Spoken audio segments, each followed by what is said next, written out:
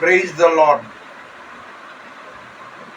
ఈరోజు జూలై 30వ తేదీ 2024వ సంవత్సరం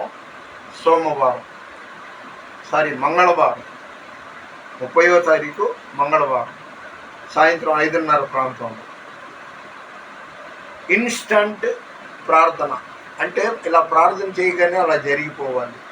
చాలామంది నా స్పిరిచువల్ లైఫ్లో అంటే నా ఆధ్యాత్మిక జీవితంలో చాలామంది అలా కోరుకుంటారు.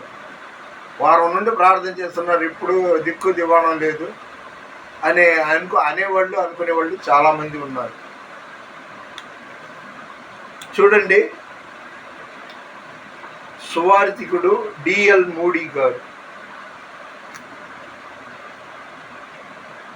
డాక్టర్ బిల్లీ గ్రాహం గారు,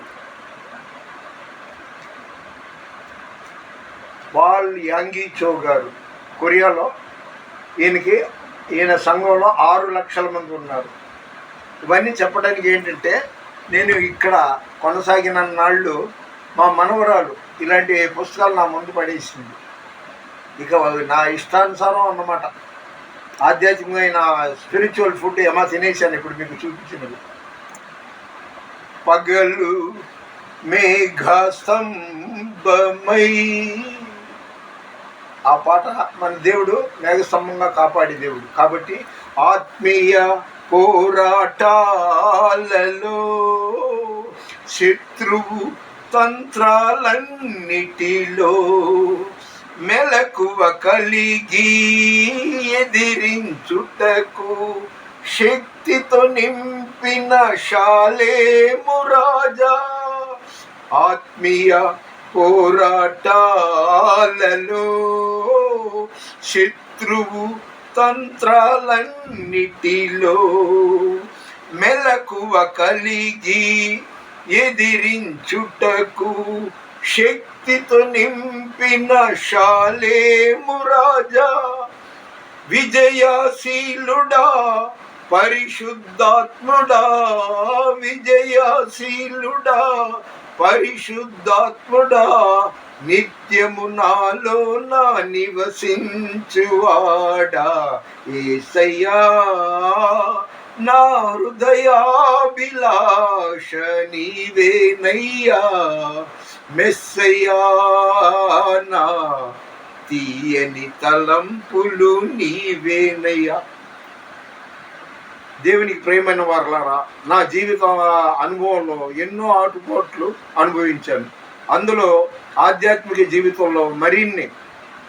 సరే, క్లుప్తంగా 1-2 మాటలు చెప్పి ముగిస్తాను. ప్రార్థన వారం నుండి చేస్తున్నాను, ఇప్పటి వరకు ఏం జరగలేదు. అసలు దేవుడు ఉన్నాడా? ప్రార్థన అనేది నిజమేనా?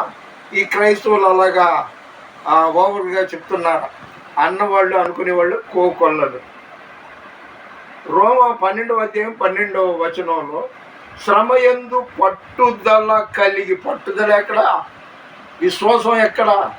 పట్టుదల కలిగి ఓర్పుతో మనం ప్రార్థించాలని వాక్యం ఉంది. మెలకువగా ఉండి ప్రార్థన చేయాలని. ఆ భీమవరంలో ఒక ఆమె ఉంది, స్త్రీల కూడిక అంటది, సంఘంలో వెళ్ళి పాల్గొనాలంటది. అంతా జనానికి కనిపించుకోవటానికే. ఉదయం 9ంటికి లేవమని బైబిల్లో ఏ పేజీలో ఉంది? విలాప వాక్యాలు 2:19లో ఏమని ఉంది? నీవు లేచి రేయి మొదటి జామున నాకు మొర్ర పెట్టుము, నీళ్లు కుమ్మరించినట్టు నీ హృదయాన్ని కుమ్మరించమని. చాలామంది ఉన్నారండి, పేర్లు చెప్పుకుంటూ పోతే ఇదవుతుంది. కానీ ప్రార్థన అనేది మాత్రం ఖచ్చితంగా మీరు ముందు విశ్వాసము లేకుండా దేవునికి ఇష్టుడై ఉండుట అసాధ్యము. బాగా ప్రార్థన చేయండి, పట్టుదలతో ప్రార్థన చేయండి. మీ విశ్వాసం ఏంటో ఒకసారి మిమ్మల్ని మీరు పరీక్ష చేసుకోండి. దేవుని మహాకృపను బట్టి ఇది 636వ వీడియో కావచ్చు. దయచేసి దేవుని మాట మీరు ఇంకొకరికి చెప్తే వాళ్ళు ఇంకొకరికి చెప్తారు. లైక్ చేయండి, షేర్ చేయండి, సబ్స్క్రైబ్ చేయండి. దేవుని మహాకృపతో దేవుని పరిచర్యలో మీ రత్నం ఫ్రాన్సిస్. God bless you.